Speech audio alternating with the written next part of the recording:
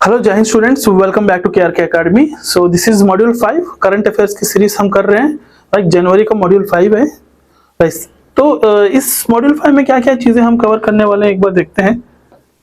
That is first one is World economic Forum. So World economic Forum is an international organisation. ठीक है, ये एक international organisation है और इसको शुरू किए थे कौन? This was founded by Klaus Schwab in 1971 में। तो इन्होंने इस ऑर्गेनाइजेशन को शुरू किए थे। So that time it's name is European management forum. ठीक है, उसका नाम क्या था? European management forum, right. तो उसके बाद 1973 में majorly it is expanded and focus on economic and social issues के ऊपर ज्यादा फोकस किया गया था। ठीक है, ये organisation it introduced membership for world's leading 1000 companies. World's leading 1000 companies को इंट्रोड्यूस करते मेंबरशिप दिया गया था। तो इसमें किस चीज के लिए? रिपोर्ट्स, माने एक सर्वे कंडक्ट करके तो ग्लोबली रिपोर्ट्स रिलीज करती है ये organisation. Different type of reports, like देखिए मेजर जो है ना, मेजर रिपोर्ट जो है, देखिए किन चीज का रिपोर्ट से मैंने रिलीज करती है? Global competitiveness index, global gender gap index, जैसे energy transition index, global risk report, global travel and tourism report, competitiveness index. ठीक है, तो this type of reports release करती है। ठीक है, तो लास्ट टाइम मॉड्यूल 4 में मैं आपको ग्लोबल मॉड्यूल 4 या फिर module 3 I think so, global risk report के बारे में, मैंने किससे ज्यादा रिस्क हो सकती है पूरी दुनिया को। ठीक है, तो वो रिपोर्ट के बारे में भी मैं आपको समझाया था। ठीक है, तो ये इकोनॉमिक फोरम ने ही, वर्ल्ड इकोनॉमिक फोरम ने ही इस रिपोर्ट को रिलीज की थी। तो by the end of the like देखिए फ्यूचर जॉब रिपोर्ट्स 2025 करके एक रिपोर्ट रिलीज की है वर्ल्ड इकोनॉमिक फोरम ने। तो इसमें ग्लोबली 2030 तक, ठीक है, कितना ऑलमोस्ट ऑल 25 कंट्रीज से सर्वे कंडक्ट करके, ठीक है, 1000 मिलियंस कंपनीज को लेके और कंडक्ट करके, सर्वे कंडक्ट करके, सो ऑलमोस्ट ऑल 2030 तक मैंने 78 मिलियन जॉब्स इंक्रीज होने के चांसेस करके रिपोर्ट बोल रही है। ठीक है, तो उसमें से मेनली जो फास्ट ग्रोइंग रोज जो है ना, तो फ्रंटलाइन जॉब्स में ज्यादा माने ग्रो होने की चांसेस है, like farm workers, delivery, care economic positions, tech roles and green transition. Green transition माने like solar energy, solar, wind, geothermal. ठीक है, so these are all the green transition energy sector. ठीक है, सो उसके बाद कुछ रोल्स माने कुछ जॉब्स माने घटने वाले भी है। कौन से सेक्टर्स में? देखिए सच एज कैशियर्स की जॉब जो है, data entry, clerks, bank tellers and expected to decline this significantly. तो जैसे cashier, data entry and clerks and bank tellers की जो माने जॉब्स रहेंगे वो डिक्लाइन होने की ज्यादा चांसेस है। So job displacement and creation, इसका मतलब क्या है? देखिए जॉब डिस्प्लेसमेंट एंड क्रिएशन माने, देखो automation, investment in renewable energy and ageing population displace jobs but creates new take and machine management. ठीक है, तो रिन्यूएबल एनर्जी जो है ना, तो ये सेक्टर जो है ना ज्यादा ग्रो हो रही है, तो इसके ऊपर माने ज्यादा वैकेंसीज आने की चांसेस है। तो एंड एजिंग पॉपुलेशन मींस अगर डेमोग्राफिक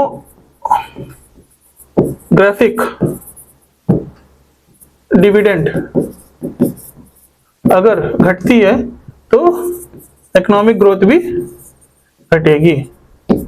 तो उससे क्या होना, एजिंग पॉपुलेशन माने रिटायर्ड पर्सन्स, तो उस टाइम पे जो रिटायर हो जाते हैं तो उनकी जगह पे जॉब्स डिस्प्ले हो सकते हैं। ठीक है, तो वो एक है।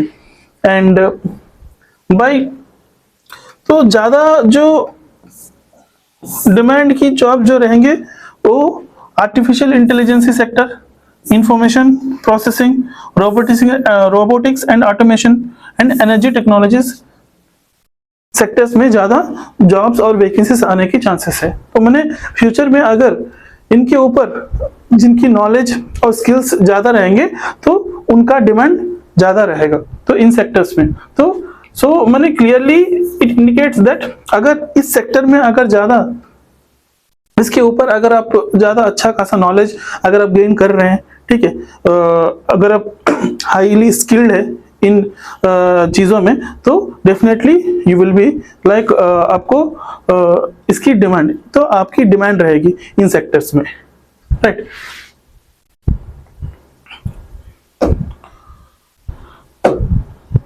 सी मैंने ये जो वर्ल्ड इकोनॉमिक फोरम जो है ना, तो ये इम्पोर्टेंट है, एग्जाम में आपको पूछा जा सकता है, हमेशा पूछा जाता है। लाइक 2019 में भी देखिए सिविल सर्विसेज में एक क्वेश्चन था, तो like global competitiveness report is published by, तो ऐसा कुछ रिपोर्ट देते हैं, रिस्क रिपोर्ट या फिर ग्लोबल फ्यूचर जॉब रिपोर्ट, तो इसको किसने पब्लिश किया है, कौन से ऑर्गेनाइजेशन ने, तो इस टाइप ऑफ आपको क्वेश्चंस पूछे जाएगा। तो इसीलिए सो this is World economic forum, this is very important, ठीक है।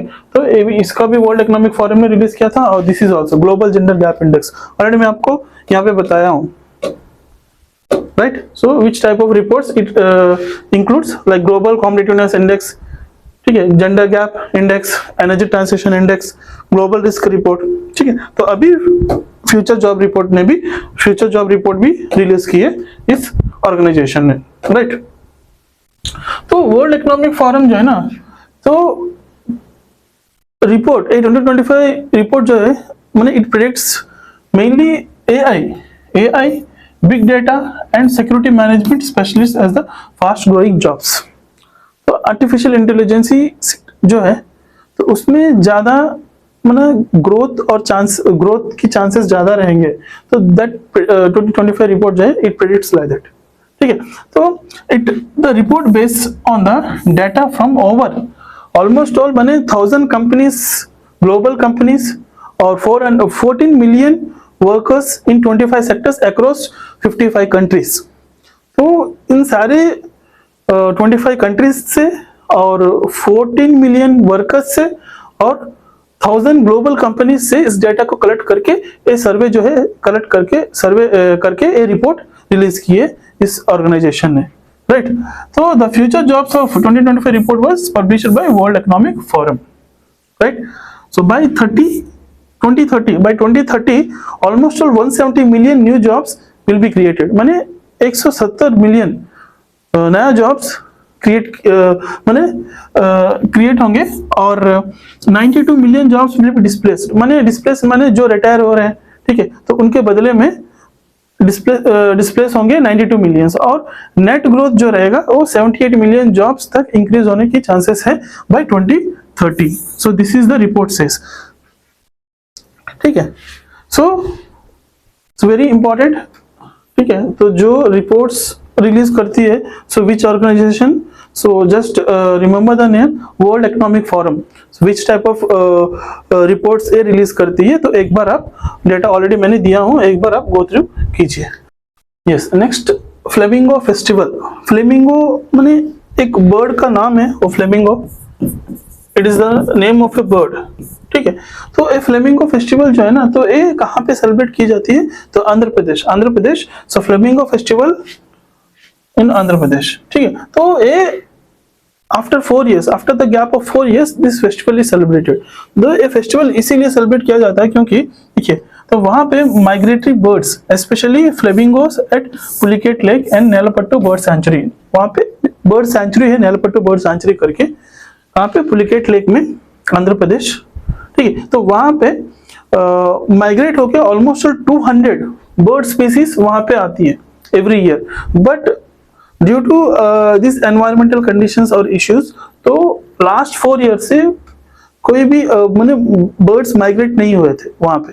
तो आफ्टर 4 years ब्रेक, ठीक है, तो दिस माइग्रेशन माने बर्ड्स आए हैं, तो मेनली फ्लेमिंगो करके बर्ड्स ज्यादा रहते हैं, so that's why it is given as the flamingo festival 2025। 5 जगह पे एक बर्ड फेस्टिवल सेलिब्रेट की जाती है, मेनली नेलपट्टू बर्ड सेंचुरी जो है वहां पे, और अटकानी तिप्पा, बीवी पालम पुलिकेट लेक के पास, ठीक है, सुलूरिपेटा गवर्नमेंट जूनियर कॉलेज और श्री सिटी। तो ये 5 लोकेशंस में ये फेस्टिवल सेलिब्रेट की जाती है। ठीक, इसी से बैटरी एनर्जी स्टोरेज सिस्टम, माने एनर्जी को बैटरी में स्टोर करना है। सो स्टोर करने की जो प्रोसेस जो होती है तो उसको बोलते हैं बैटरी एनर्जी स्टोरेज सिस्टम। तो ये इंडिया में first time commercial utility scale battery energy storage system मैंने एस्टैब्लिश किया गया है। ठीक है, so this was located in the south Delhi Kilokari के जगह पे दिस प्रोजेक्ट वाज एस्टैब्लिश्ड। ठीक है, साउथ दिल्ली में है। दिस इज इंडिया में first time this type of project is established. ठीक है, तो ये BESS माने battery energy storage system, BESS माने battery energy storage system. So almost all 20 megawatt. ठीक है, तो और 40 MWH battery cluster that part of the BSE राजधानी पावर लिमिटेड। ठीक है, so this is the part of the BSE राजधानी power limited, जो साउथ दिल्ली की तो जो पावर बोर्ड है, पावर लिमिटेड जो पावर सप्लाई करती है, तो वो बोर्ड है, प्रोजेक्ट है। तो BES जो प्रोजेक्ट है ना, तो 5 कंपनीज ने मिलके कोलैबोरेट होके, किससे, तो BSESC राजधानी के साथ कोलैबोरेट होके तो ये प्रोजेक्ट को एस्टेब्लिश किया है।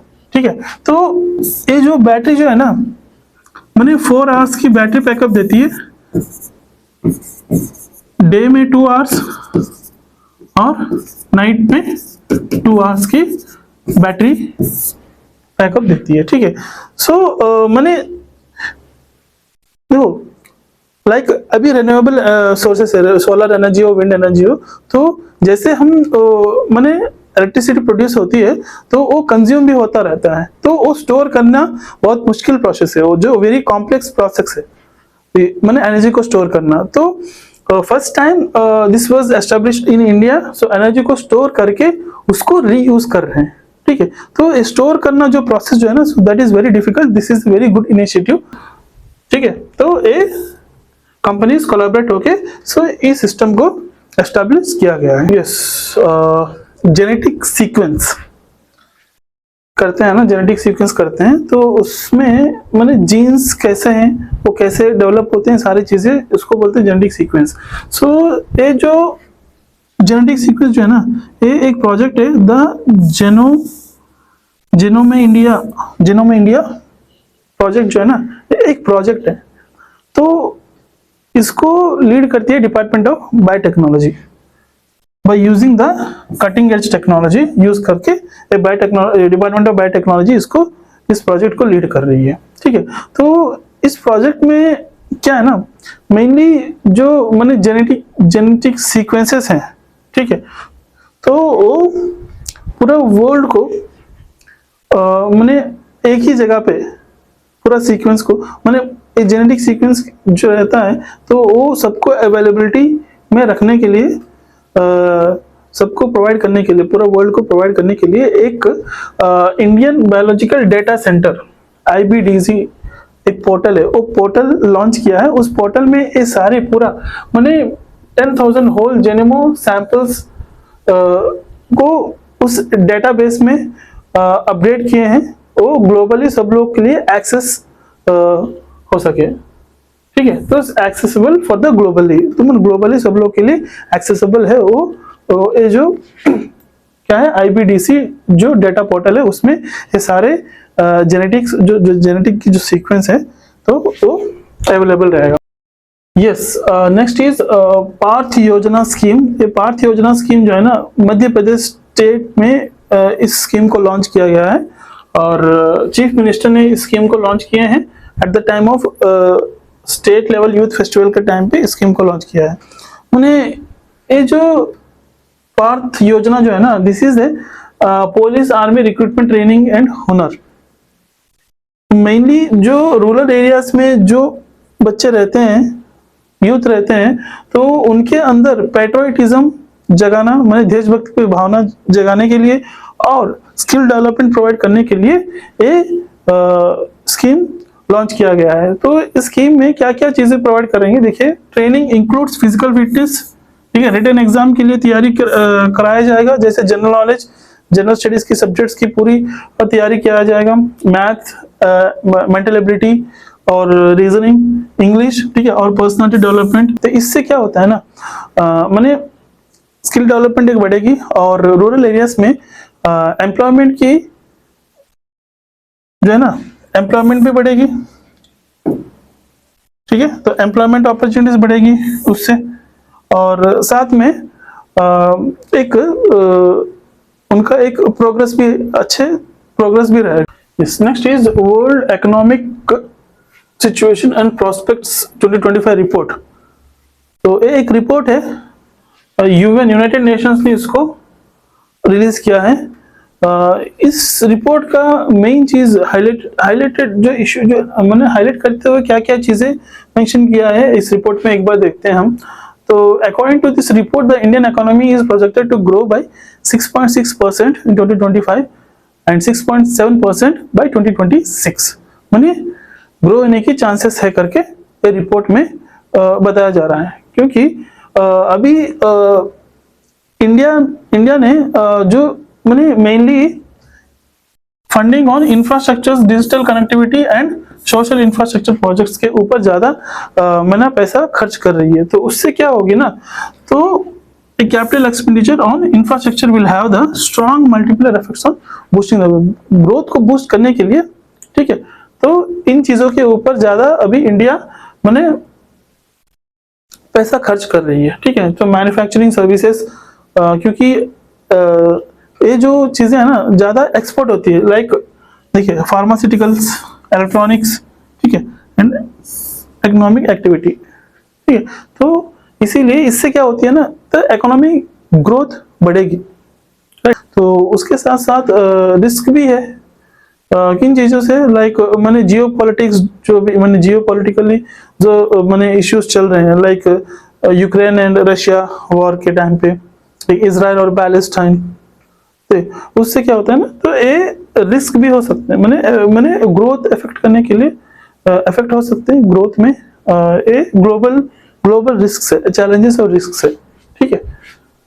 Yes, next is specific ring of fire, ठीक है। तो प्लेट टेक्टोनिक्स में कन्वर्जेंट बाउंड्री इंटरेक्शंस होते हैं, तो उससे मेनली क्या है ना, तो फिलीपींस,